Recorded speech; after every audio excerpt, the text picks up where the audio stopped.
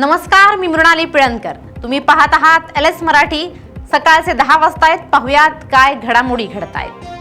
हिंदू धर्माच्या प्रचारात अडथळे. संग्राम भंडारे यांचं वक्तव्य. एका हिंदूला दुसऱ्या हिंदूच्या डोक्यावर शाही टाकावी लागते. हिंदू धर्म प्रचारावरून भंडारेंचा संताप व्यक्त. भोंदूबाबा अशोक खरात प्रकरणात नाशिकचे उपजिल्हाधिकारी अभिजित भांडे पाटील निलंबित. खरात सोबत आर्थिक व्यवहारांच्या आरोपांमुळे निलंबन.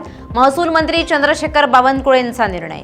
भंडाऱ्यात इंधन दरवाढीनं सर्वसामान्य जनतेला फटका. पेट्रोलच्या किमतीत प्रति लिटर 3.14 रुपयांची तर डिझेलमध्ये 3.11 रुपयांची वाढ. दरवाढीमुळे वाहनधारकांच्या खिशावर भार. पुण्याच्या जुन्नरमध्ये उत्पादन खर्च वाढल्यानं शेतीचं आर्थिक गणित कोलमडलं. शेतकरी आर्थिक संकटात सापडला.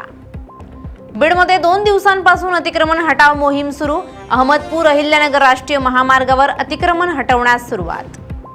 यवतमाळच्या उमरखेडमध्ये युवकाची ऑनलाईन फसवणूक. UPI कोडचा गैरवापर करून 24,800 रुपये लंपास. पोलिसात तक्रार दाखल. बुलढाण्यात कन्यादान करत असतानाच वधू पित्याचा लग्न मंडपात मृत्यू. हृदयविकाराच्या झटक्यानं पित्याचा मृत्यू. परिसरात हळहळ व्यक्त.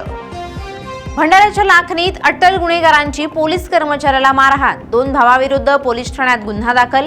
मारहाण प्रकरणी पोलिसांकडून दोन्ही भावांना अटक. बीडच्या अंबाजोगाई जुन्या तक्रारीच्या रागामुळे निवृत्त अभियंत्यावर तीक्ष्ण हत्यारानं हल्ला. 2 तरुणांविरुद्ध पोलिसात गुन्हा दाखल. पुढील तपास सुरू. या होत्या आताच्या घडीच्या काही महत्त्वाच्या बातम्या. अशाच महत्त्वाच्या बातम्यांसाठी पाहत रहा LS मराठी.